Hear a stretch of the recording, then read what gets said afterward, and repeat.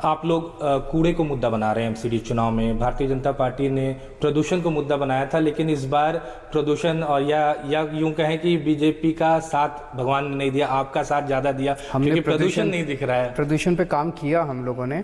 भगवंत मान साहब ने 6 ही महीने उनको मिले थे, फिर भी उन्होंने पराली के ऊपर 30% 35% इस बार पराली कम जली है, ऐसा सारे डेटा बता रहा है। बिल्कुल कम होनी चाहिए, जलनी नहीं चाहिए, ऐसा अगले 1 साल के अंदर उस पर भी काम करेंगे। लेकिन जितने भी प्रयास दिल्ली की और पंजाब की जनता ने किए, उसका नतीजा है कि नवंबर के अंदर भी हमें इतनी शुद्ध हवा मिली। 10-15 दिन खराब थे, नहीं तो हम देखते थे कि दिसंबर एंड तक, जनवरी तक धुआं आता रहता था।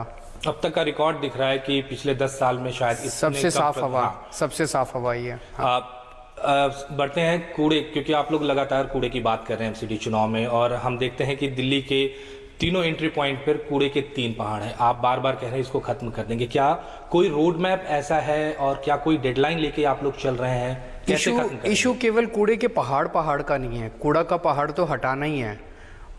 और ये केवल 3 पहाड़ नहीं, इन्होंने प्लानिंग तो कर रखी थी कि 16 नए पहाड़ बनाएंगे, और अगर ये 16 नए पहाड़ बन जाएं तो पूरी दिल्ली नरक हो जाएगी। चारों तरफ मक्खी, मच्छर, बदबू, कैंसर, सब बर्बाद हो जाएगा। तो ये 3 पहाड़ भी हटाएंगे और 16 पहाड़ भी नहीं बनने देंगे। इशू ये है कि पूरी दिल्ली को जो इन्होंने कूड़ा कर दिया, चारों तरफ इतनी गंदगी है, कहीं सड़क पे चले जाओ सफाई बिल्कुल नहीं है, मिट्टी मिट्टी, कूड़ा ही कूड़ा।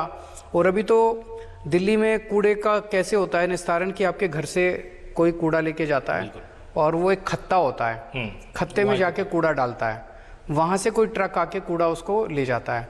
इन्होंने सारे खत्ते बेच दिए जाते जाते, वो भी नहीं छोड़े इन्होंने।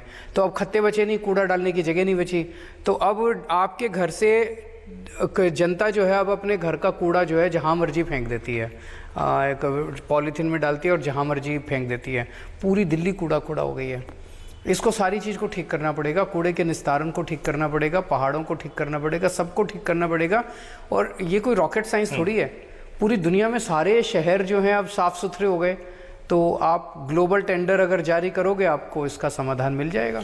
लेकिन अरविंद जी, एक सवाल ये होता है, क्योंकि कूड़े का पहाड़ आज का बना हो नहीं, कई साल लगे हैं इसको बनाने में।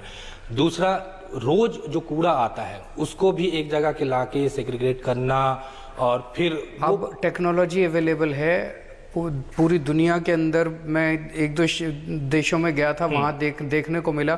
और अब बाहर देशों में जाने की क्या जरूरत है? अपने जैसे इंदौर है, इंदौर इतना साफ सुथरा शहर बताया जाता है, स्वच्छ भारत के अंदर हमेशा नंबर 1 आता है। इन सब जगहों से सीख के आप वेस्ट टू एनर्जी, इतने प्लांट्स बनते हैं, वेस्ट टू एनर्जी प्लांट्स बहुत बड़े स्तर के ऊपर लगाइए, कूड़ा सीधा आपके घर से प्लांट में जाएगा, बिजली बन जाएगी उसकी, और कुछ नहीं उसका रेजिड्यू निकलता। तो कब तक ये कूड़े के पहाड़, हम इसको फास्ट ट्रैक करेंगे इसको और वॉर फुटिंग के ऊपर करेंगे।